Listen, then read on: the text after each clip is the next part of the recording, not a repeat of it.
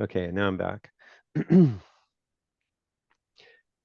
Related to the decentralization thing, hi, this is AI 101, February 10th, 2024. We got started a little bit, so hopefully you'll kind of catch up as we get going.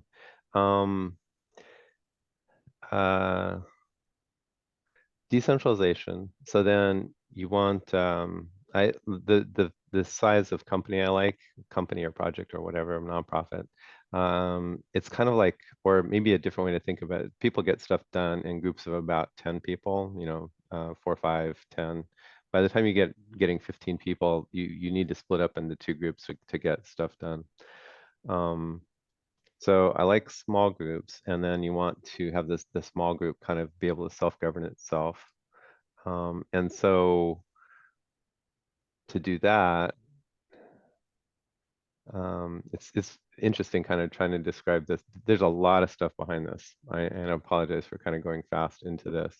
Um, but if you kind of make a really small company and then you do kind of like, if you think of profit sharing rather than a salary, why don't we all work together and share what we earn together, right? And then how about if we don't share just the profits, but how about if we share the governance? How about if we share making decisions? And how about if we share ownership, maybe?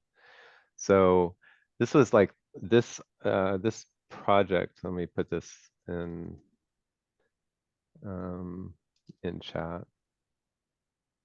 Somebody hasn't already typed it in. I've totally lost my chat window. There it is. Yes, DAOs. So this is a tiny, tiny DAO. And the idea was, let's have an art. I wrote this early on in the AI days when it was clear that more regular people could, people who weren't your typical artists could be doing art quality work, and then writer quality stories kind of. And then the other observation I had was, well, in the future, when we're generating hundreds and thousands of images, the ones that really matter are ones where you can tie a little story to it or something like that. So the idea of this back in the day was, and let me show you the example kind of. Um, this is a simple prototype journal, kind of an art journal. And this is one story about Mr. Thompson, the lighthouse keeper, and it's got a tiny little story. And I tried two versions, one with 85 words and one with 334 words. And then, so the idea was you get a bunch of friends together and they submit stories and pictures, stories and pictures together. So the people who aren't good at stories get to learn how to make stories, and the people who aren't good at art get to learn how to do art. And keep the whole thing kind of light and simple and easy to do. And then publish this newsletter collectively together. And then it seems weird to call this something where people would pay for it, but I've got a newsletter kind of like this look and feel as a newsletter that I publish. It's got a reasonable number of subscribers, and I've got the way I say the price for it. I say whatever you want to pay is what you pay, from $0. The suggested price is $1, but you can pay whatever. I don't care. So this one I changed a little. I guess it's actually pretty close. And so I do have subscribers for that who are paid subscribers. About half of my subscribers are paid and half aren't. And then other people read it on the web and stuff like that. So I know the model kind of works. It doesn't make money, but it does have some income. And then you can, put the income into making the thing better somehow. So the idea of that was to kind of replicate my newsletter thing, do an art project together, and then work especially on the idea of this. A DAO is it's called a decentralized autonomous organization, and it kind of got like too blockchainy, or I don't know, maybe that's maybe Scott and I would think it's not too blockchainy, but anyway, the simple idea is everybody contributes and everybody gets kind of the reward based on what they're contributing. So in this little organization, I think the way I set it up is I set up some project roles. There are people who contribute, and there are people who subscribe, and some of the subscribers pay because they like you, not because well, actually, no, because they're getting value out of it.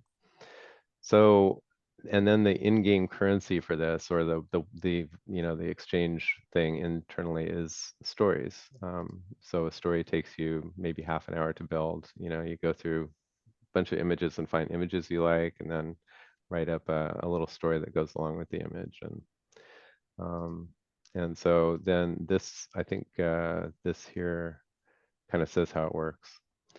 There's a thing called dynamic equity allocation, but I've modified that to be equity and profit sharing and governance. Anyway, um, so then close to this, um, uh, I was looking for a way to publish some of my best art pieces. And there's a way to do that, which is called NFTs. And NFTs got this really bad name because the market got overheated and stuff like that. But um, it's uh, to riff on uh, Scott's take on it, NFTs are basically the blockchain and then a way to store images on the blockchain. And then once they're kind of on the blockchain, let me don't go the technical route. Another way to think of it is, yeah, Scott has a bunch of NFTs. So the idea of NFTs is basically a digital way to make a signed copy of a piece of art, because you kind of know once you've been playing around with images and stuff, you can download pretty much anything on the web if you try hard enough. But an NFT is a way to publish something and then let people um, get a signed copy of it, basically, for a certain amount of money, or not money. Either way, you could just gift them. So I started doing that a little bit, putting up some of my best pieces and putting a price tag on them. Um, uh, this is using a blockchain called Tezos, which has the cool property that it's green. It doesn't use up a lot of energy to use blockchain. Um, I think I was ahead of my time kind of with this. I played around with NFTs like a couple years ago, and then I came back with, hey, because I was scrolling through some of the cool stuff on AI Salon. I'm like, I would buy that, I would buy a signed copy of that if I could. And I know there's actually a marketplace. The technology for this exists. It's not that, and it's not hard to do. It's easy. So this is actually, and then the blockchain I'm using is kind of open source-ish, um, and so you end up with different marketplaces using the same data, and that's good for various reasons. And so um, you can see my artworks in the object.com space, which is a little bit more commercial, and then Taya, which is pretty open kind of. Anyway, um, so let's do more of that sometime. It's kind of interesting looking at these. These are like not that old. 82 days ago, and now they look kind of clunky. It's kind of funny. Um, let's maybe think about Midjourney and prompting. The uh, uh, Good question, Lori. Lori asks, do I have something that explains how to get onto one of these marketplaces? I don't know that I do. I think actually a lot of there was one or two early AI one-on-one sessions that was actually that, but I don't think they were recorded. Let's check real quick. Yeah, no. I would be happy to do it again. And maybe the thing to do, I feel a little bit, well, um, I would love to do it here. But I want to make sure that, I guess of the folks here, um, RJ likes this kind of stuff, likes anything and images and stuff. And he'll go along with it, I think. And I know Claire and I talked actually a fair bit about NFTs, so maybe we should dig in this a little bit more. Um, uh, let's do that. Let's dig into it a little bit more.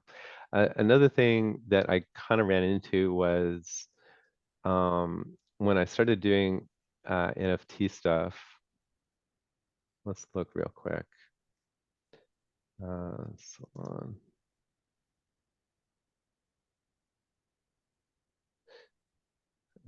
So if I go to AI 101 and search for NFT,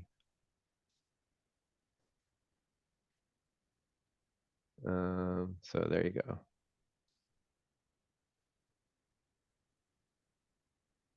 Yeah, we took some notes. These are actually pretty good notes. So too bad we didn't record this one because this would have been exactly what you asked for, Larry. Um, the I would love to play with more folks on NFT markets, and the thing to know is that it's like I think we all experience AI being kind of a niche thing, where like in AI Salon, everyone's like, "Oh wow, AI thing! Look how cool that thing is!" And then you go out into the real world and you say, "I'm doing some AI art," and everybody's like, "What?" Or I don't want to hear about it, or it's too new for me, or it's crazy, it's stupid, or whatever. So NFTs are kind of like the same thing, but even more niche. Um, so so I have a hard time even. Well, I don't know. If it wouldn't take many people for me to want to spend more time doing NFT stuff. We didn't get enough. I didn't get enough friends to play with. But if we had like 4 or 5 friends playing with NFT stuff, I would be pretty happy doing it. Um, the other thing is I got some gentle guidance. I talked to the organizers about, hey, I'm thinking about NFT stuff, and how does AI Salon think about that? And we got a bunch of wrinkled noses. It's kind of like, I don't know, man. I know it's cool and stuff, but I don't know if we want the NFT thing associated with AI Salon that strongly. Yeah, I don't know. So I got some gentle, polite pushback from the organizers that maybe it was too soon to be thinking about um, Peter, can NFTs. I ask a question? Please, RJ. I was looking at some, I think, federal tax documents lately, I think regarding like trying to estimate taxes or something like that. And I think it said something about, have you received a digital, I can't Currency? remember what they called it, but it wasn't like, I don't think it said currency. I think it said like received something digital that was worth value. Yeah, And digital I'm asset. wondering Yeah. whether, yeah, because they wanted you to report it or something like that. And um, I'm just wondering, have you heard anything about this? Are these NFTs, like if somebody gives me an NFT, do I have to report it for tax reasons for something? That was the idea that impression I got from reading the Yeah. tax information. Um, the uh, the correct answer, the responsible answer is ask your accountant. But so I'm not an accountant, but I can kind of give you the general idea. The uh, IRS is, or whatever your federal tax agency is, in whichever country you're in. The tax agencies are interested in NFTs and digital currency and all that kind of stuff because, and it ended up having billions of dollars of value flowing around it, right? So, and it wasn't clear, whether people should report it, how they should report it, what it means, all that kind of stuff. So the IRS is kind of tiptoeing. I don't know if tiptoeing is the right word for an agency like the IRS, but anyway, they're kind of tiptoeing into the let's get let's start to understand what's going on here and then make sure that we've got the right tax things applied in the right places, basically. Um, so that's from the IRS side. From the individual side, uh, I think it's a reasonable way to think about it. And again, check with your account. A reasonable way to think about it is an NFT is an asset, more or less, like um, like a heirloom clock or a clock that somebody found in a dumpster, or it's an artifact, an object is a way to think of an NFT. Um, and so if somebody gave you an heirloom clock as a gift, if they gave it to you and it was worth $50,000, the IRS would probably want to know about it. If they found it in a dumpster and gave it to you and it was worth, like 50 cents, or if you tried to sell it, everybody would say, well, I'm not even going to buy it. If it has negligible value, then that's not a gift that you're going to need to report. So it's kind of the same thing.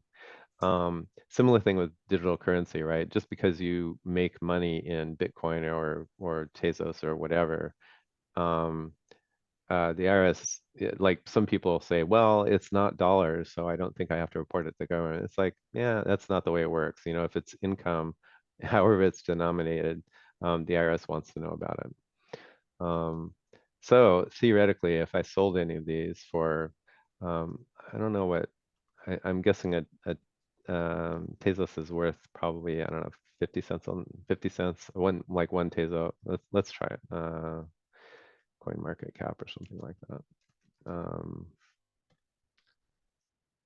anyway, somebody might buy one of my things. They're really low priced, so I don't think I would really report it.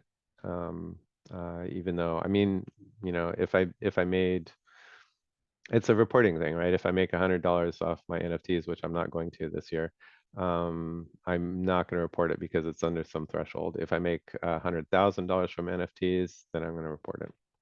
Um, Kind of the same thing, Scott and I invested money in the market, and then sold our assets and got less than we invested, right? So that's a loss. So you can claim a loss, right, in Bitcoin or Ethereum or whatever. I was looking up DZ here, if I can figure out how this works.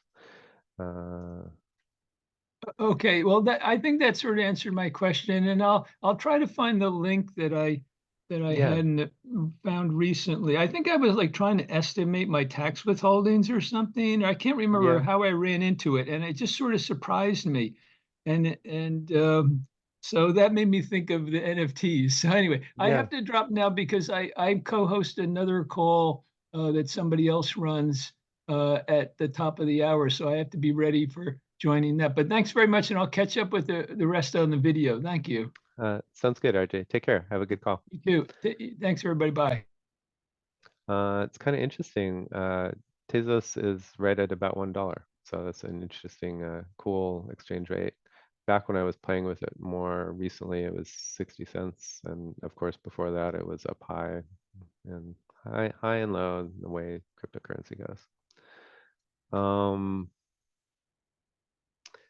uh, so Lori's listening, and she's also trying to get her deadline, but maybe she'll listen to this on the recording. And Claire and Scott, you like this kind of stuff anyway. So um, uh, Scott, well, I was going to ask you like what marketplace, yeah, what NFT marketplace or what marketplaces are a couple of your favorites? I mean, I've purchased things via OpenSea, so Yeah, Ethereum-based things. I've purchased on Tezos, or on Object, object. using Tezos. Yeah, Uh, those are the two that I've used. I think I've actually maybe purchased with others, but um, I've dabbled with a lot of Web3 world, just sort of as a user, throw a few yeah, bucks in there and see how it works. yeah. And I'm really interested to see how AI can sort of where it might fit, or is anything happening in the AI world that is also directly attached to the Web3 ethos, that decentralization, and is there like I just don't I'm just now I spent a bunch of time in Web3, now I'm spending time in AI, but I haven't seen the intersection of those. And I'm curious if that's happening, whether we talk about that now or another time. I'd love to have like a whole session and just be like, okay, where does this fit? And if it doesn't fit with AI Salon, I can respect that. Cool. Um, uh, if it's of interest to folks, so the big thing, AI Salon wants to, they want to make sure they have a decent reputation, and they want to make sure that people are having fun and are interested in stuff. I guess so they wouldn't want to see NFT or blockchain or something like that taking over, but a little bit of a mention here and there in AI 101 is okay. And then on a call like this, people are it. This is half a step removed from AI Salon. Kind of, it's funny that I'm on this. I should be on object.com or something. Um, so it's not like it's verboten, but anyway, I I think we should poke around a little bit and at least introduce the concept a little bit and have people play around with it a bit, and you know um, whether it's an AI salon or not, I think there's a big opportunity and AI salon is interested in kind of the long term. Um, I know Kyle was the thing that attracted him about NFTs, maybe without the NFT brand. Uh, conceptually, I know he's really interested in it could be like an admission ticket for, different kinds of events or different kinds of, galleries or something like that. So it's not like it's you know, I if we're a little bit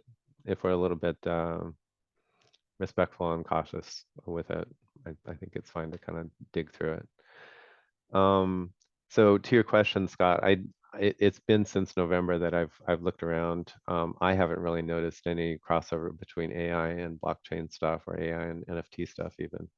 It would be super interesting. I got when I was poking around doing my stuff. Um, this is in November or whatever, and um, uh, you know, these were even like a thing that I was trying to do. These are older pieces down here for various projects I had, and then the AI stuff starts here. These up here, um, especially on Taya, but also on Object. And Taya and Object kind of share a lot of the same database of images. Most people weren't doing. They were doing conceptual and really found art kind of, or not found art, conceptual, the whatever the web equivalent of street art is. They weren't looking for objectively beautiful things like I like to do. It was a lot more about scribbling, which is fine. It's just different. So it was a really odd thing to see. I would be putting tags on these. Like, I I actually played around with fine art as a tag for a while, and it was, I think it was pretty meaningless. So I ended up with art.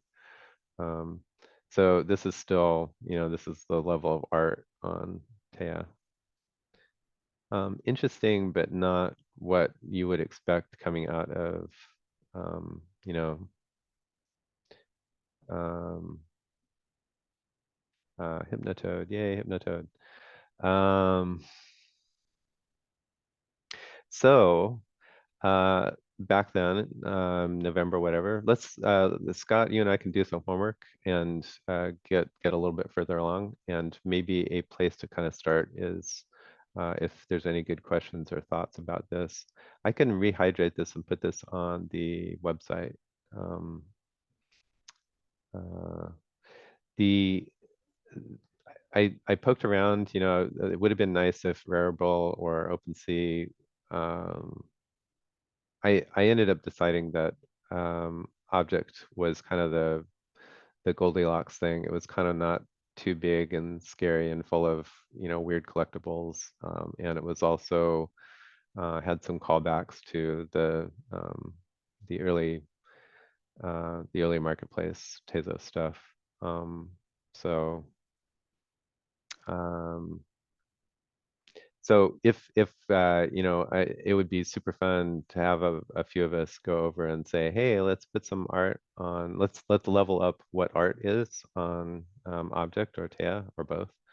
Let's level it up, and then let's if somebody had something that I liked, one of my friends, I would certainly buy it, and maybe they would buy some of my stuff, and then we could start this little, prime the pump of you know go out and ask more people, hey, there's this marketplace where you can actually sell your stuff, and it's a weird marketplace, and right now the way that you sell things, the amount that you sell things for is pretty small, but let's keep leveling up. I think that's an approach. Um, uh, for the folks watching at home, Claire, I think you've been through this, and Scott, you obviously have done it yourself, but let's talk a little bit about wallets. So I'm going to go here to my profile, and then, oh, cool. Um, I'm not signed in, but it knows who I am, so that's why there's this little thing here. I'll come to signing in a sec. Um, so the idea of object.com is a marketplace where you can buy and sell things. It's not unlike Etsy or something like that, but the things that you buy and sell here are NFTs. NFTs are digital files. They are often image files, but they could also be PDFs or even something else. And the special thing is that, like I said before, you can buy a signed edition of something. So when I put one of these up for sale, I say how many editions there are, and then I set a price, and then people can come along and buy them or not. So then you'll notice that this is actually denominated in Tezos. It's called the TZ here. And then they do a currency conversion for you. So it's a little bit like a different country. There's a different currency, but whatever. And then they're doing an automatic conversion. So I can see this is about $4.64 today. 3 months ago, this would have been like 350 or something like that. And maybe in the future it'll be $45, but maybe it won't. There's a thing called a wallet, and I think this is, what's the big wallet for Tezos?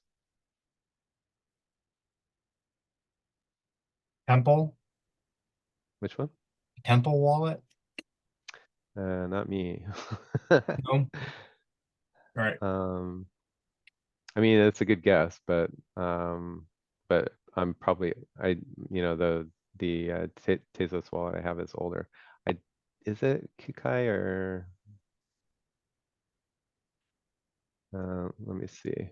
Let me do my password keeper and get more set up.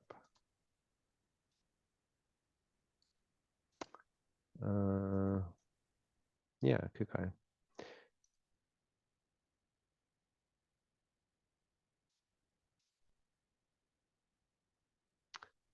So this is my wallet, and I'm logged into it. So a wallet is the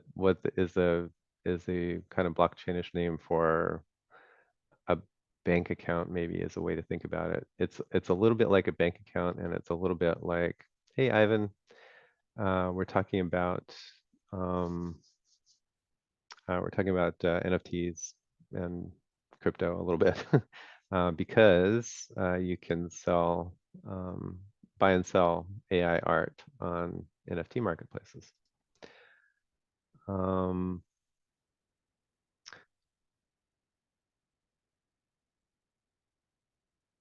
So the way a wallet usually works is maybe there's a web page someplace where you can check balances and things like that. Um, and the wallet is made by a third party. So Kukai is the people that make the software that makes the wallet kind of. Um, they don't actually have my data either. The data of what these balances are is held in the blockchain, which is kind of up in the cloud. We can get into more description of that later, but just imagine that instead of the way the blockchains and the way the blockchain works is if you think about your bank account, somewhere in the Wells Fargo or whatever computers, there's a list for Peter Kaminsky and a number that says how many dollars I have in whatever checking account. And that's kind of so Wells Fargo has that number. Um, Capital One does not have that number. They don't know what's in the Wells Fargo account. And vice versa. If I have a Capital One account, there's a number over there for my account over there, or my accounts, there's a number for each account. Wells Fargo doesn't have that. So the two banks can talk to each other and they say, well, I'll tell you what, I'll take $100 out of Pete's Wells Fargo account, and then I'll send it. I'll tell Capital One to take that $100 and put it in another account, Peter's account or whatever. So the money flows by changing the numbers in accounts in banks. Blockchain works a little bit differently. There's a shared account or accounting system. There's a shared accounting system that works in the cloud, and all of the magic of blockchain is basically making sure that that shared accounting system works for everybody and can't be cheated, because um, the way Wells Fargo works to make sure your money is safe and that somebody doesn't come in and move my numbers to their my numbers from my account to numbers from their account. The way that works is they've got lots of bank security to keep that from happening. If you have a shared ledger up in the cloud, how do you make sure that doesn't get cheated? And so blockchain has a guarantee. Blockchain is a way of guaranteeing that the shared ledger isn't going to go haywire. So back to my wallet, these balances here are in the cloud, in the blockchain. And then Kukai is a company that makes this software that helps me look at those balances. And wallet companies typically make their money from sometimes when you transfer things, not typically the main currency, but sometimes when you transfer things from one place to another place, there's a little bit of exchange commission that can happen, and the wallet companies get a little bit of that. So you don't go with a wallet that is scamming you. You go with a wallet that's safe and secure.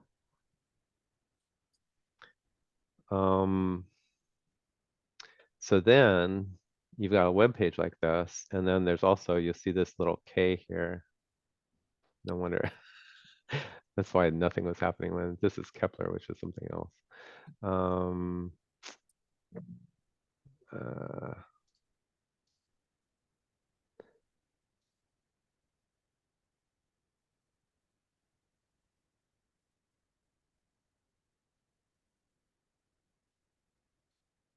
Uh, one of the things to do is make sure you take good notes. So I have notes about this to myself about how stuff works. But you end up with lots of different wallet software and lots of different blockchains and stuff like that. And so then you find yourself in a situation where I'm like, I know this works somehow, but I forget exactly how.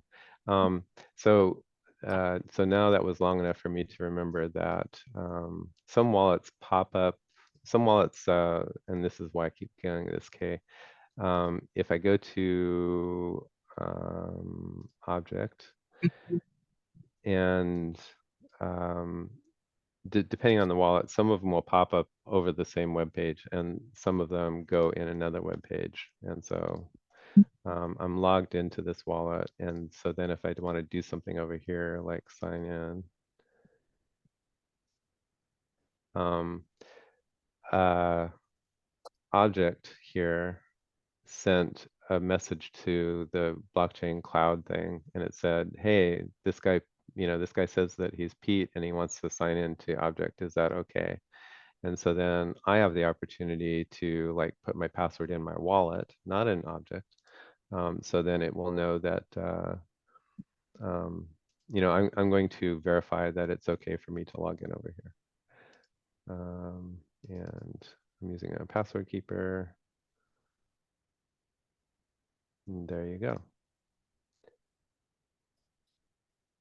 It's been a little while since I've signed into objects. So any of the big companies doing any small company, uh, they have to make sure that they're so companies that store money, companies that store artifacts, they have to and do transactions. They have to make sure that they follow the laws about know your customer and anti-money laundering things. So they'll sometimes, depending on what's at risk and how much you could be a terrorist or a money launderer, they'll ask for different amounts of verification of who you are, including like a scan of your driver's license or passport or something like that. I don't know. I don't think that's necessary with this kind of stuff, but and so another thing is, since I've last logged in, the reason I had to go through that page was they needed to know what country I was in for tax purposes and for things like anti-money laundering and terrorism.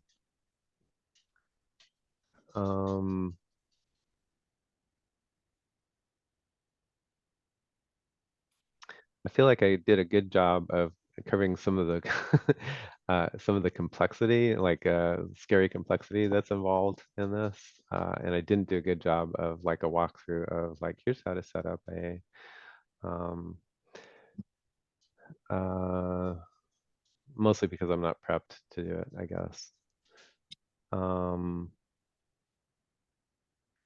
So maybe I should do that though, or let's actually let me do let's make something for sale. Let's do that. Let's put something up for sale on my marketplace. Um, and I will offer to make a better tutorial sometime of how to get like even set up with a wallet. It's not that hard. It looks a little bit, it is a little bit complicated, but it's not particularly hard. You put, you do like a transfer of money from your bank or maybe from a credit card, but from your bank is better. You do that with a company called Coinbase, something like that. And then Coinbase can um, uh, Coinbase can do money changing from US dollars to Tezos. So then you at Coinbase, you send yourself some Tezos money to your wallet. I noticed that we actually set up a wallet last time we were here. So we created a wallet and went through you do a password with a few like 12 words as your password. So we'll come back and do that another time when I'm more set up for it. So let's try to sell something or put something up for sale, which doesn't mean it's going to get sold. So let me go through and find this is actually, I had my eye on that one as something that's kind of interesting of late. So let's do this one.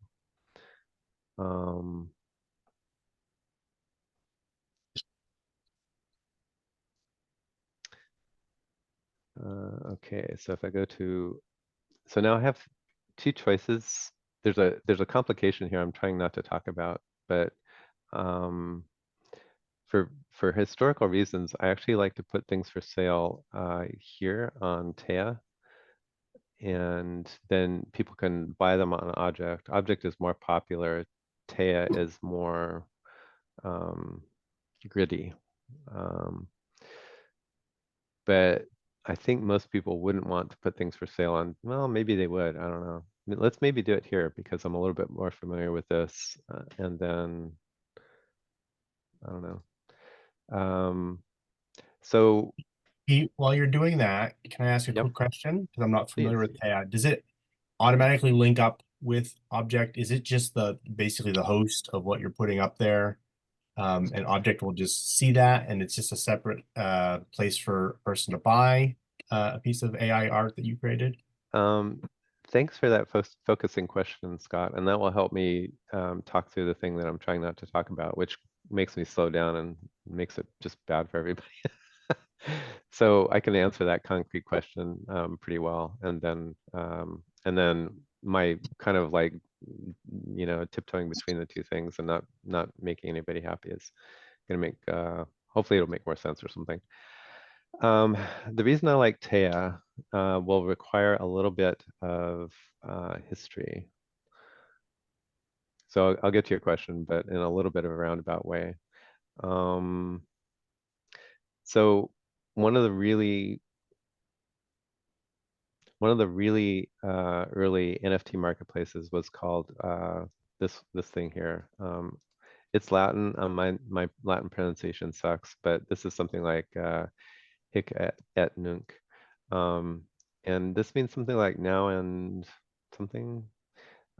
Anyway, this was so Scott knows HEN. So people end up calling it HEN because, or hen or whatever, because this is Latin and hard to pronounce. So this was one of the very first NFT marketplaces. I'm going to say that's a reasonable way to say it. It was very early and it was gritty and grungy and playful.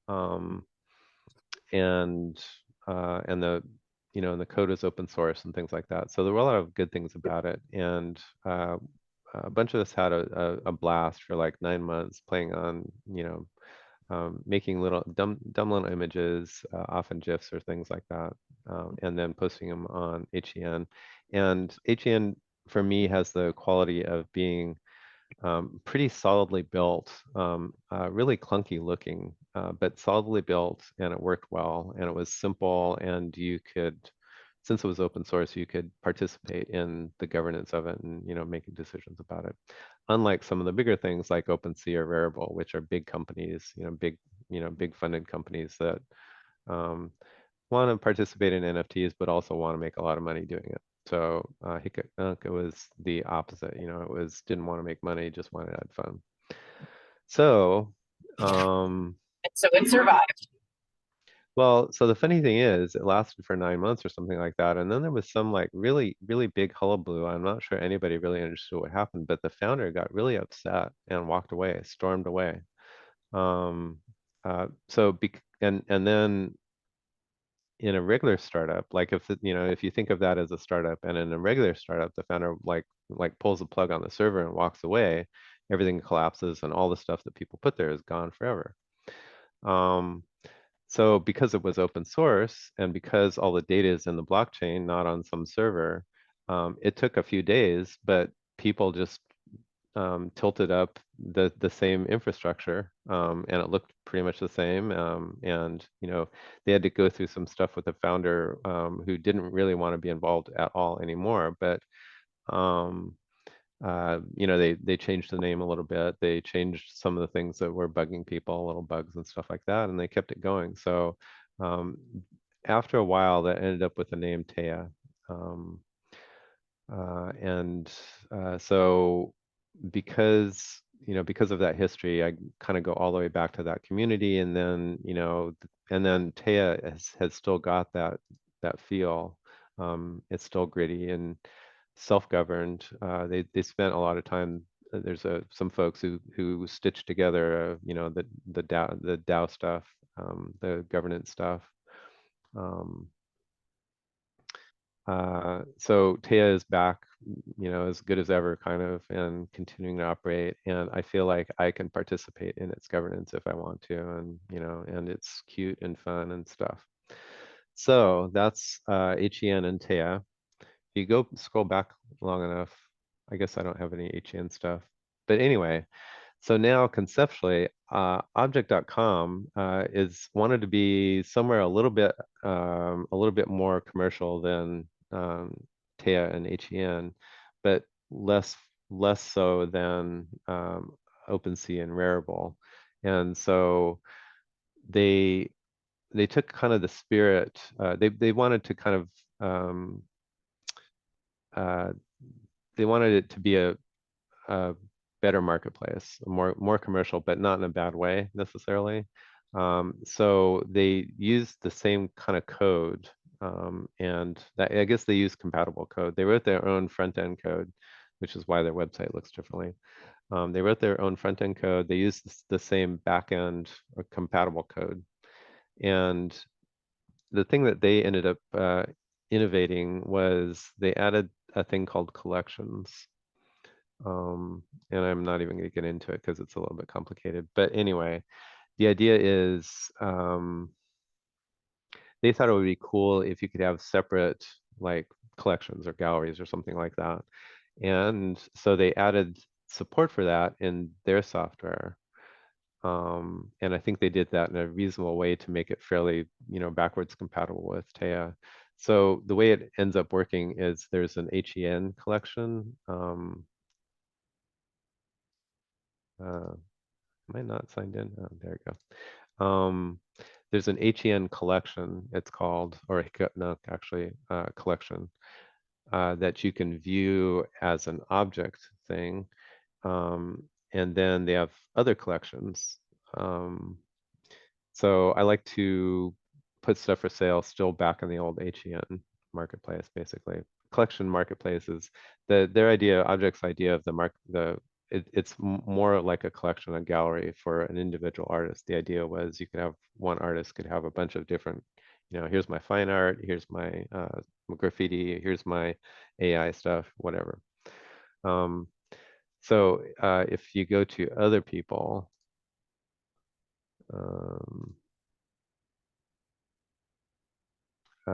this is somebody who's making, collecting cards basically. You can see their collection is different, and they've probably got a number of collections. Yeah, only two: story collectibles and their cards, collectible cards. I wonder if I've got. So you see, I don't have any collections here. So anyway, thanks for the question, Scott. I'm sorry you got more than you bargained for. So if I'm so a word that I haven't said yet is mint. Putting something for sale is called minting. So if I mint an NFT on Taya, people can see it and buy it on Object. It doesn't go the other way around. If somebody mints something into a collection on Object that's not the original Hic-Nunc collection, Taya won't see it. So. So now I can, since I said the word mint, I can go here and up here is where I get to do everything with my profile and stuff like that. So I can go to mint, and then it's got a not pretty interface, but straightforward interface for setting up a piece of art. So.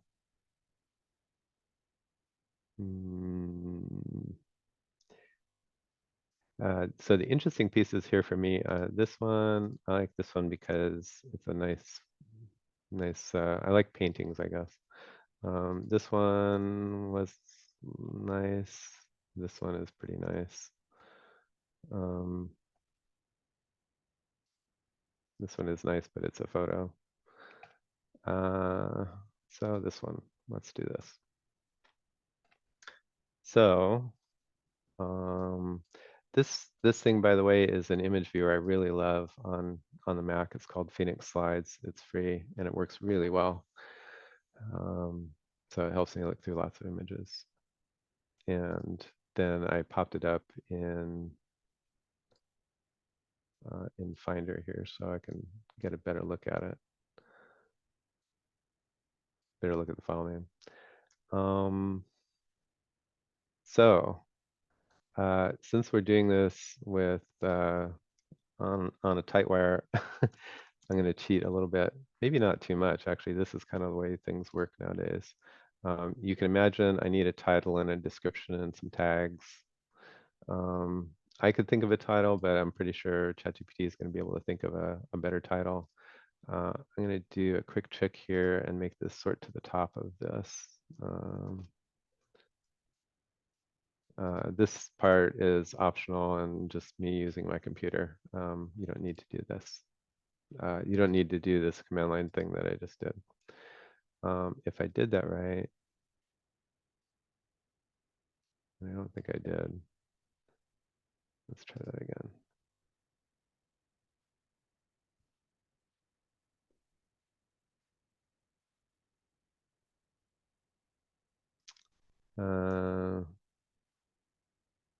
Should have worked.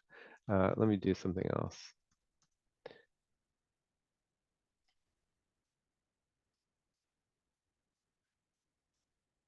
So I just made a little folder that's only got one file in it so I can find it easily.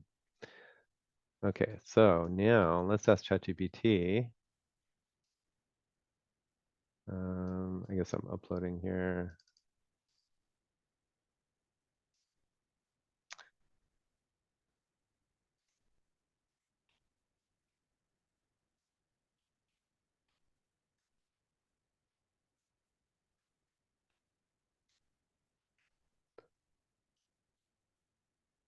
So by the way, come up with, I wrote come up with an art gallery style. If you say come up with 5, then you'll have some things to choose from, right?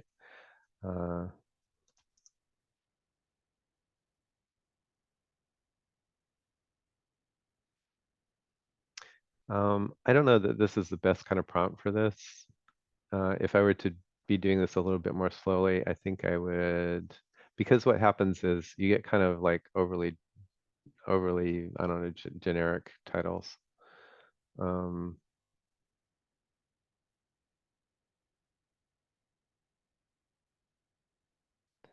Out of these, I don't mind Inner Serenity.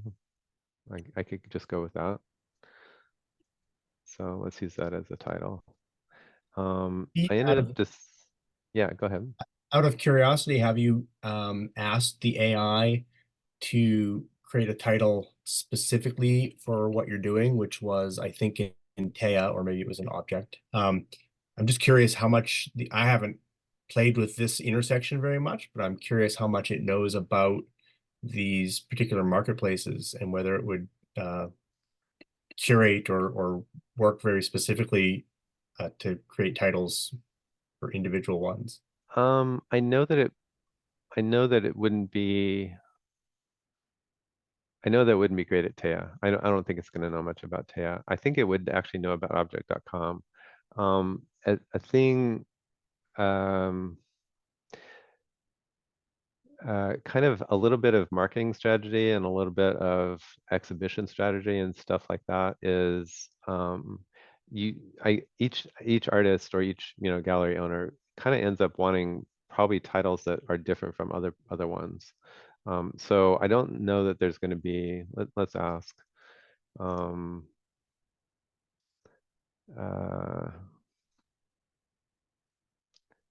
I'm tempted to ask it, do you know object.com? But I think I'm not going to even do that, and we'll see what happens.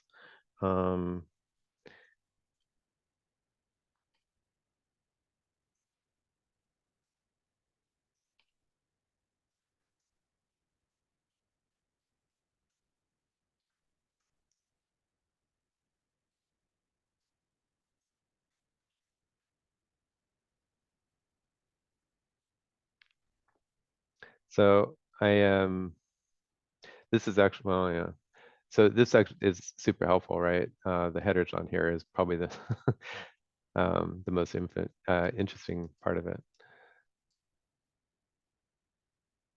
And this is kind of what I said, right? You kind of want to sell it a little bit, but you also don't want to be over specific with your title. And sometimes you want it to be mystical or cultural or things like that, or wordplay. So my guess is it may or may not have known about object.com. It definitely knows what NFTs are, and if I said find out NFTs, it's like, okay, I kind of know. I get what you're going for. So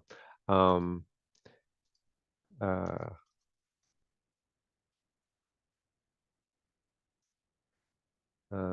suitable for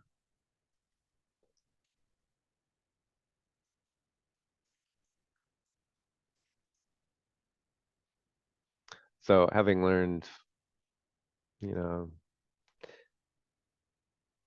it's kind of interesting. It's got yeah, I don't know. Anyway, um, Silent Sentinel, Ethereal Witness, Cryptic Beauty. Uh, So to take a little bit more time to do it, what I might say is something like, I want this one to be cultural, or I want it to be, wordplay, or I want it to have a background to feel like it's, from the 1920s or, the 1940s. I would also probably ask it, tell me more about this. Uh,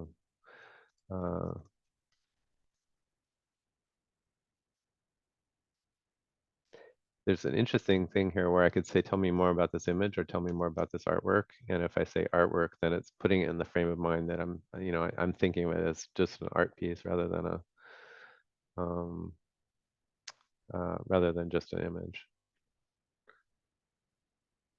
And this is also a good kind of exercise, even if I don't care to hear about this. This is a good way of kind of prompting it to think, if I asked it this question first, it would have had in mind kind of the details of the image, and then I could say, um, now give me a title.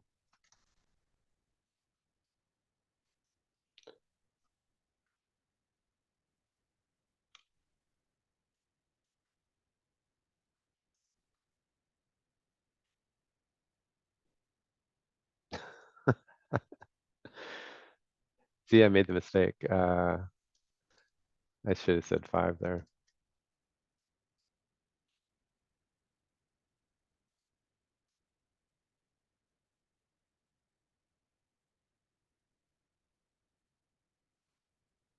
Hmm.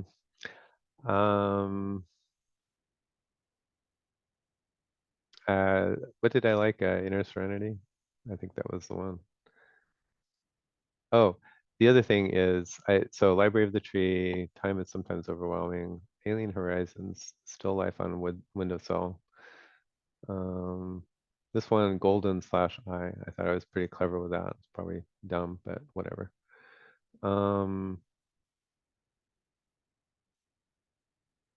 Maybe I'll go with Tapestry of Thought. So Mint, Tapestry of Thought, description. You'll see that I was doing really short descriptions. You can over describe it and it doesn't really help a lot.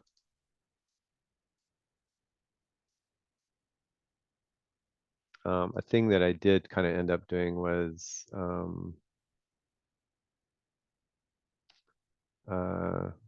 consider your tags and try to keep them, oh, tags down here. Do good tags. I ended up putting a little bit of technical information. So that reminds me, a thing that I will do with this before we get too far is to upscale it. So right now this is about 1 megapixel, which is, actually let's look at it.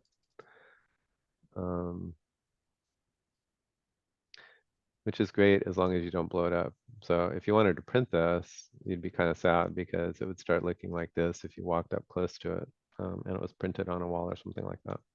So since I want to get your money's worth if you buy this, let's upscale it with Topaz.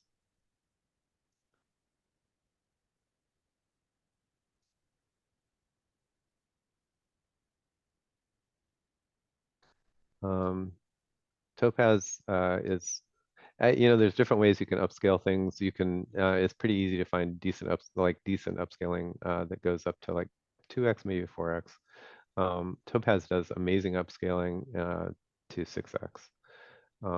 So if I walk really close to this, this is what it would look like if I saved it with Topaz.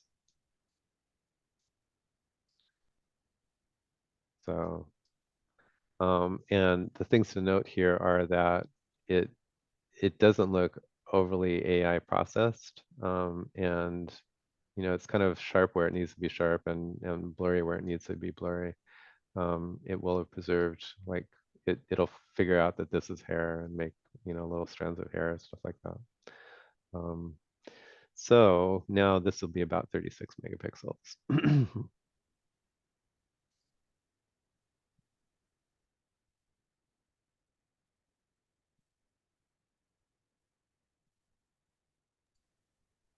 Um, because faces used to be hard for AI, Topaz will recognize the face and it'll try to make it better, and I almost always turn it off because it kind of overdoes it. Um, so I feel a little bit bad about this down here, but I don't know, it's kind of the art style, so maybe it's okay. So let's save that. And I just went from PNG to JPEG. I tried actually saving 36 megapixel PNGs, and they were like, I don't know, some god awful number of megabytes. So this went from 2 megs to 7 megs, so that's still kind of reasonable. More than I don't know, 10 megs or something like that, and it doesn't make any sense. I mean, it makes sense for certain things, not for NFTs. Okay, so reason I noticed that is because of this here. So let me take this, and this is from a previous one I did. Woohoo, I got the tags too, that's great. This one is going to be a different size, I think. So let me get the size of that, and a couple different ways to do that. I'm just using preview. 7200 by 56, so 5760. The technical details are a little bit important. This is, I mean, well, I don't know. If I were buying an NFT, I appreciate when somebody tells me a little bit about it, so I know what, if it fits what I'm going to use it for. So this one is 72 by, I think width goes first, so I'm going to put it the other way around.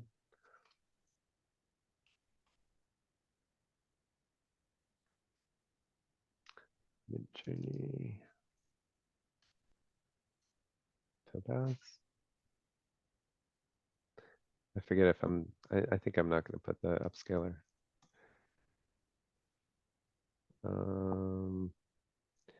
Let's do the math here just to make sure. I think it's going to be 32. Yeah.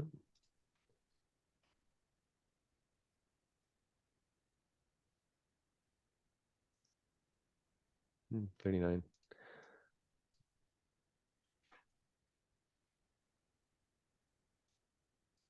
Okay.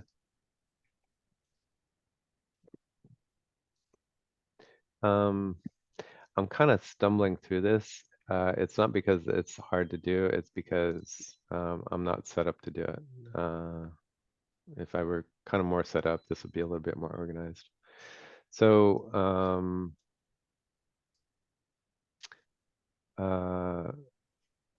let's do the description now.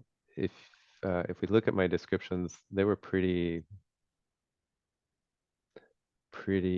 cryptic. So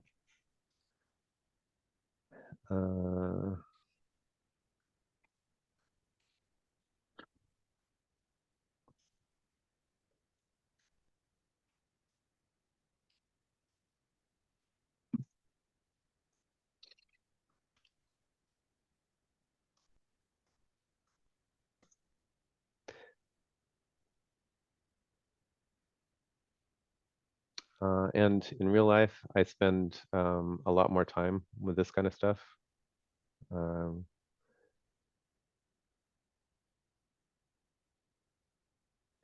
uh, but it's okay to do it kind of fast too. So the name for this was, I forget, something cool. It was Tapestry of Thought.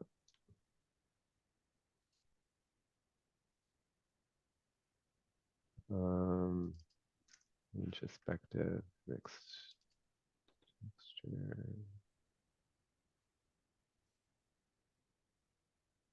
Okay, I think I'm going to go with this as the description. Tell me if I'm making a mistake.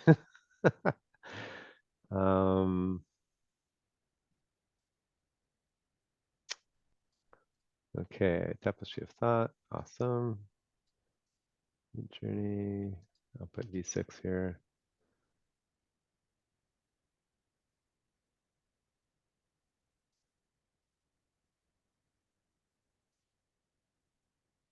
Okay, it's definitely AI art and portrait. I'm going to put woman,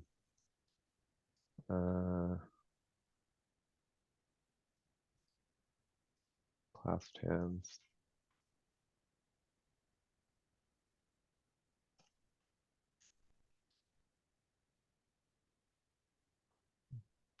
Whimsical, maybe, contemplative. These tags get shared by kind of everybody, so it's good to put a reasonable set of tags. You don't have to get like super fancy with it. You could ask ChatGPT for tags here, and maybe I would do that, but I don't think I will. The object tags and Taya tags aren't super sophisticated, and you want to kind of You could ask GPT to consider your tags and you know the yeah, appropriateness or whatever. Yeah, that's actually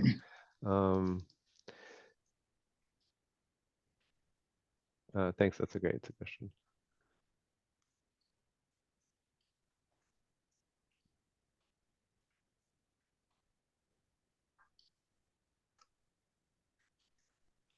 You'll see that I left off AI art because I don't want to confuse it mostly. The rest of these are general, generally good for anything.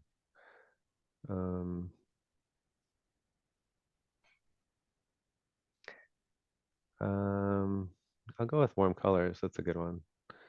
And I like calling out the eyes, but I want to say big eyes too, but that means the whole thing. So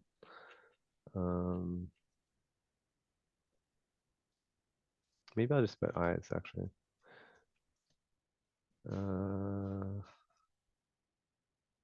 Nostalgic.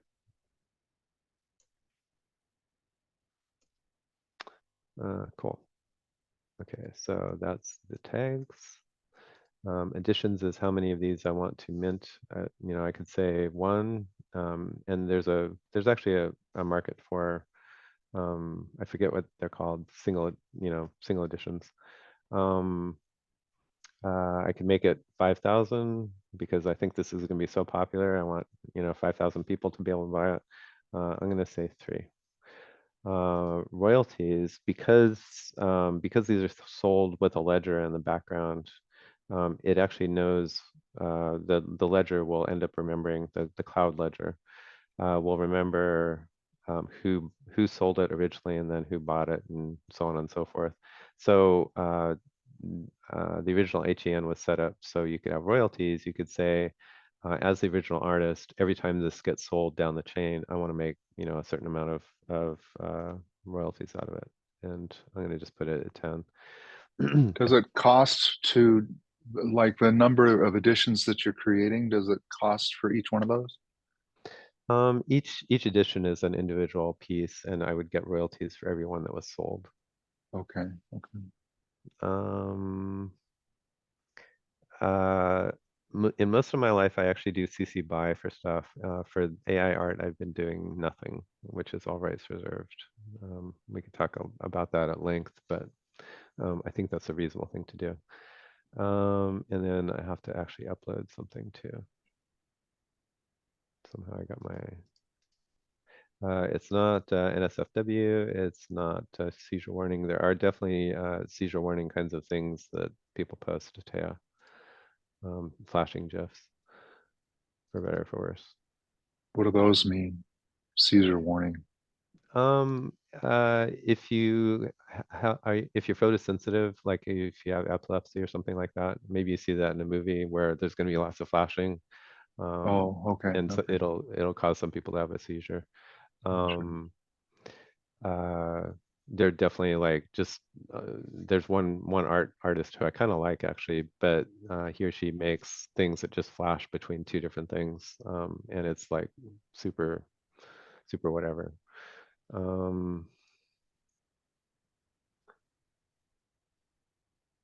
I'm a little concerned. This is actually the prompt, an exceptional painting. I think there's a little bit more detail to that, maybe not. I'm gonna rename this because I don't want to ship the topaz part actually. So I'm gonna keep my name, kill the prompt. I like to keep the UID, the UUID, and even the 3 there. That means the third one of the 4. Good enough. So let me redo this.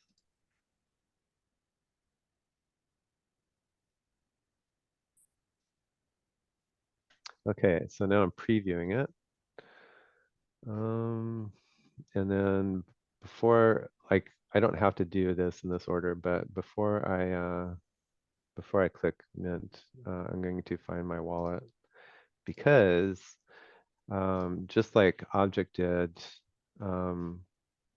Taya is going to ask my wallet if I, who I am and if I'm the right person if I want to do this.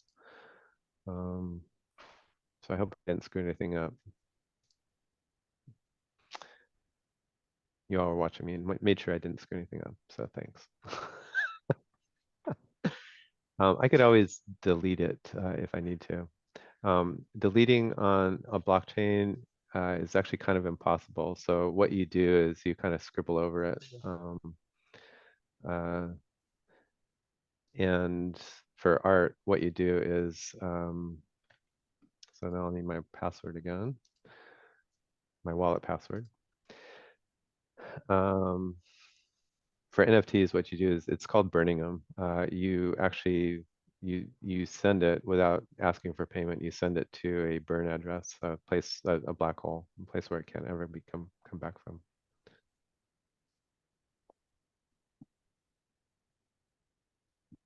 So it offered, and I did click, see it on this website. This is a blockchain viewer, and so here's me, my Tezos wallet address, and other details about it. Basically, I had to pay a little bit of money, very little bit of money, to do stuff for it. This is a currency commission, and this is a storage commission. Anyway, What currency did you pay Tezos. that with? Pardon? It's native Tezos. Okay, all right. Okay, so then theoretically, if I click on this, and maybe reload, this web front end is going out to the blockchain and then finding everything by me and then displaying everything by me. Right now it says X of 3. I didn't put up any for sale. What I did is I just minted them, and now I have to go put them up for sale. And in Taya Talk, HEN Talk is called swap, is what that is. So you can see anybody who goes to this now will see that it exists. Pete made it. He's got this description. It's not for sale. Pete owns 3 of them. Okay, whatever. I'm glad you own 3, Pete. Maybe I want to buy one. So let's put 1 or 2 or 3 up for sale. So that's called swap in Taya. I own 3. How many would I like to swap? I'm gonna put all 3 for sale. I could keep 1 for myself, and sometimes I do that. So thing to note, Taya marketplace fee is set to 2.5%. So if this does get sold, Taya itself will take 2.5% of the sale. Same thing on Object. Object has probably got a similar fee, and I think Object would get it instead of Teo.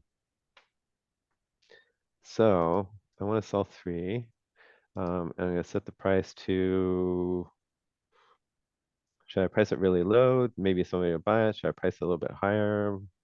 Um, should I have a fancy number? I'm going to do a fancy number. So right now, the Tezos are about $1. So this is about, about $3.50. That's really low. The market for art is, well, so let me qualify that a little bit, and let's think through it for just a sec, and we'll come back to this another time.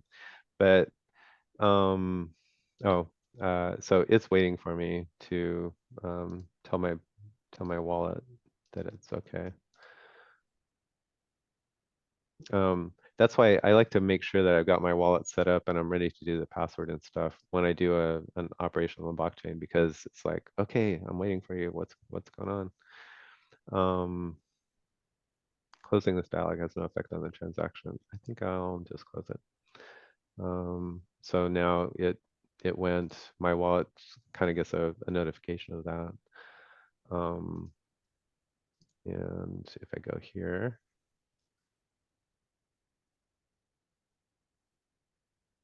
I'm going to put this link in the chat because I'm not going to put it on.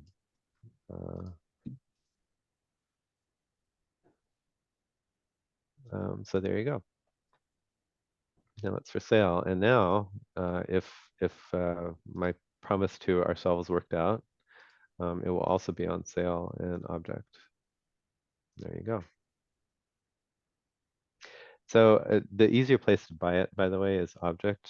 Not that you have to feel like you buy this, but if somebody did, I would be happy. Um, Object makes this super easy because you can just click on this and you can click on, in the olden days, you could click on credit card. So that part is not working for them, for HEN things. If it was an object native collection gallery marketplace, then it would probably work. So this is a big consideration for me. Maybe I want to start minting on Object. At least some of them, maybe not all of them. Thank you, Julia. That's sweet. I appreciate it, and I appreciate everybody's time here. And while I stumble through things, and I know it's kind of interesting, and I know it's also a lot of it is over detailed, and I go really fast. So there you go. It's pretty cool. I actually like this piece, and I'm happy that it's up on a NFT marketplace. So I guess now it's an interesting question. If I go over to AI Salon, back in November we didn't have this, but theoretically I could go to Shameless Promotions, and I could advertise it for sale here.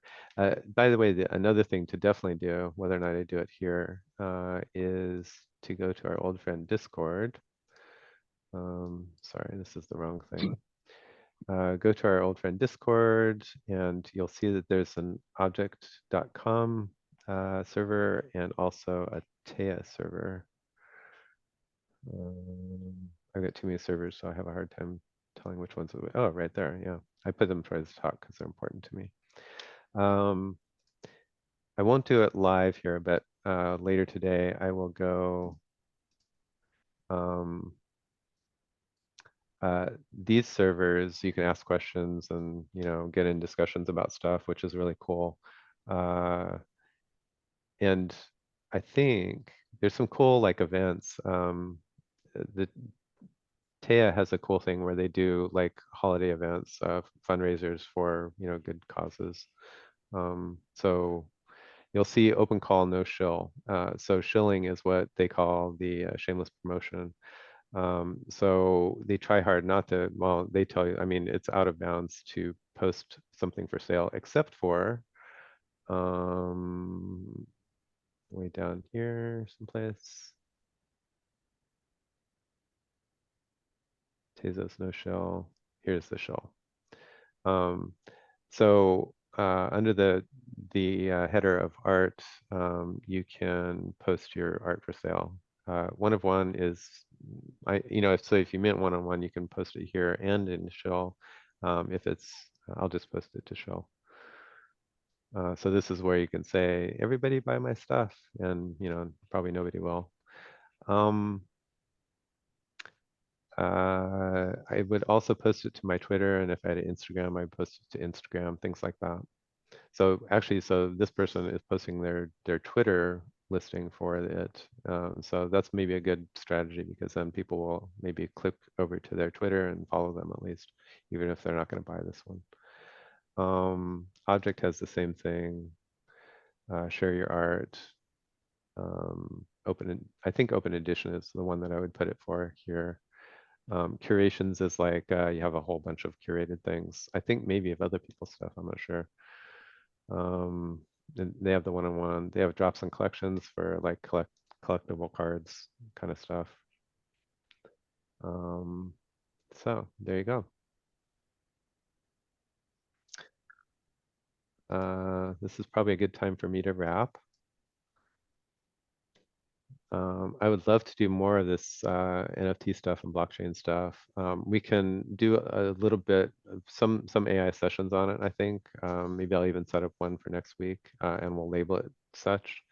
But to do a lot of this, we might want to step out of AI Salon, and report back. Here's how it's going with our NFT experiment. And there's definitely interest, but there's also a lot of caution, and they want to be a little bit conservative rather than super crazy, which makes a lot of sense, I think. So our NFT playground, I think, might be better not on AI Salon for a while.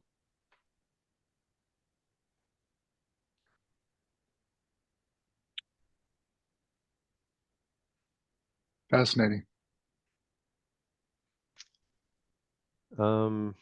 And I feel good that we got a little bit of ChatGPT stuff in there, ye old AI stuff. Beautiful piece. Thanks. Oh, so the funny thing is, I probably will post that in shameless promotion, a thing that I haven't announced yet anywhere. I'm gonna have I'm gonna keep doing this like I've been doing them. I'm also going to add a patron membership thing where I'm doing art and sharing a lot more art. The excuse for that is to share a lot more art.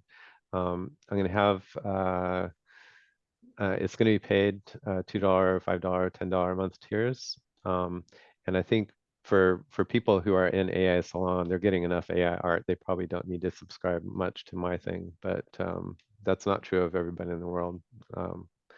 So don't feel like you have to jump on that piece if I share it in shameless promotion, because I'll be doing a lot more of that kind of stuff. So Thanks, I hate to thanks, Scott. be really crass, but Please. I'm confused about the value of the NFT. If you're going to go ahead and publish this piece of art on the salon or on Patreon or whatever, you have a gallery. What is the advantage of having it as an NFT? Why would I want to buy it as an NFT? What's the commercial purpose behind that whole thing? Do you understand my question, Peter? Yeah, really well. And let me pluck out one word from there and answer the question. Let's remove commercial for a sec. Okay. What's the purpose of buying an NFT? There are lots of different reasons to buy NFTs. The one that I'm interested in, and the one that I think would be fun for artists like the artists in AI Salon. I don't know if there's necessarily an overlap of the individuals, but when I see some of the stuff scrolling on Show and Tell, it's like I want to couple quick things. I want to kind of like Scott just did. Scott just bought that piece that we just posted. Thank you, Scott. So now he's got a signed copy of it. He didn't buy it for commercial reasons. He's not going to resell it. He may. He wants to collect it, and he wants to have a kind of a relationship with me, like a collector, a fan and artist relationship. And I don't Right. mean like he's a super fan, and I don't mean I'm a super artist, but it's a way of like, I set the price low. He's like, I could buy coffee this morning, or I could buy Pete's little piece, and Pete's little piece is going to last me for a longer time, and it's going to be a memento of time spent together. It's going to be something that, um, since I upscaled it, he could actually make a really nice print of it and put it on his wall. Um, he could get the same pieces, to your point, he could get the same piece of art by going to that site and right clicking and say download. And Right. then he would have the same image, but he wouldn't have the same sociality. He wouldn't have the same relationship, So um, uh, another reason I actually buy, if it's not super expensive, I buy pieces of art I really like, and I would do this for some of the show and tell pieces already. It's just to bookmark it. It's to put it in a curated place where I have it, because the marketplace helps you keep track of all of your purchases and all of your sales and all the things you've made, right? So, um, so that I can find it in a year or two and be surprised. Oh wow, that's right. I paid some artist a couple bucks, and we did that social exchange more than a monetary exchange, and now I have it in my folder of things that are important to me, kind of things I care about. Interesting. Um, Okay, I follow that. That's great. The social exchange part is really significant. Yeah, and Ross. Oh, Yeah. sorry, Pete. no, go ahead, Scott. Um, just just as an example of what Pete said, so I have bought a bunch of NFTs, in part to support artists that I like their stuff, and then I actually had a physical copy of an NFT that I own made, and this now sits on my bookshelf. Um, and so it's just that there are a bunch of reasons to own NFTs, but one of them is just to support the creative community. If indeed you're buying NFTs as a piece of artwork, I use them. My watch face is now all NFTs from this one artist, and it just changes constantly. So I get all of her artwork just comes up on my watch face. That's so cool. I could have cut and pasted the JPEGs, right? So I could have got it for nothing.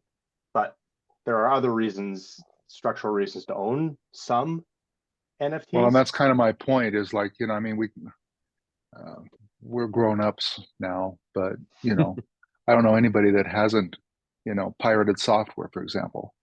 And you get to the point where it's like, yeah, this is really important stuff. And I really don't want to just take it without recognizing the value.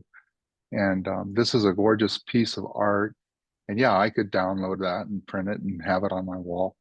But I appreciate what Peter was saying in terms of with the NFT, then you do have a signed copy and you do have commemoration of the experience as well.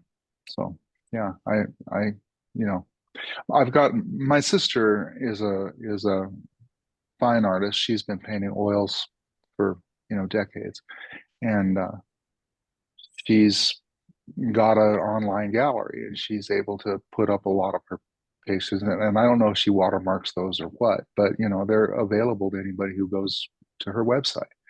And it's been kind of a challenge for her as to how to recognize value for that. And this is obviously a key to that. She could make an NFT out of most any of the things that she creates and get a wider audience for that. And that's important. So yeah. It's pretty common to not on the marketplaces that we are, but on OpenSea, I think, maybe Rarible. It's pretty common for people who are doing physical art to make an image of it, and then the NFT, if it's a one for one or the first one that gets bought, it's pretty common that it's a promise. It's kind of like a coupon, buy this NFT, and that's a coupon to get the actual physical piece. So that happens. And then it doesn't matter who downloads the image because they're not getting the physical piece, right? Only that one person can get the physical piece. Yeah. The other thing is I wouldn't necessarily list all of my, like, the things that I think are really special and should go to a collector who will really appreciate it, maybe for a lot of money. That's something where I wouldn't necessarily do that through the NFT marketplace, but an NFT marketplace is a good place to get a bunch of people who follow you, build a base of fans, and then you know who to contact, individually, and say, hey, this is basically a private listing. This is a piece that I'm really feel special about. I want to offer to a few fans, privately, not in an NFT marketplace where anybody could copy it. So that's a way to kind of bootstrap into having, fan following. Another way to think of it, kind of, the NFT marketplace is a little bit. There's a whole nother thing where NFTs get big and sell for millions of dollars and stuff like that if you're Beeple and stuff. So that's granted, that's another thing. But the way that we're using it here, the NFT marketplace is a little bit like a Patreon or something like that, except there's no subscription, right? It's free form instead of you subscribe to this person for a certain amount of money. There are also different sets of rights that you can own through an NFT. So I own some NFTs from a creator, a very, very well-known creator, who does podcasting and create a podcast and has NFTs with it. And I have specific rights, so I can commercially use those ones to basically build upon the work that he's building. He's building a story through this podcast, and I characters that I own, digital characters, representations of those characters, and I can build upon that if I so choose. So those are some of the rights I bought with those particular NFTs. So it's and you wouldn't get that necessarily if you just cut and pasted. If you just stole the JPEG, you don't get the rights. But with NFTs, in some cases, you can actually have commercial rights to them to use them for other things. So it's a pretty diverse set of uses for NFTs, and the sort of the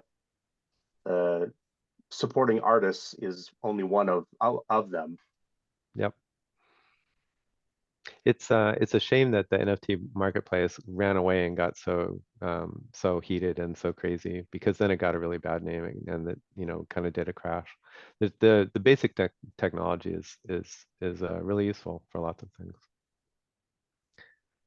Thanks so much, folks. I really appreciate your time here. I should get on to my day, and Thanks, Joe. let's do it again. Thanks, Absolutely. Peter. Thanks, everybody. Thanks, everybody. Take care, Thanks. all. Fabulous. Thank you very much. Thank you.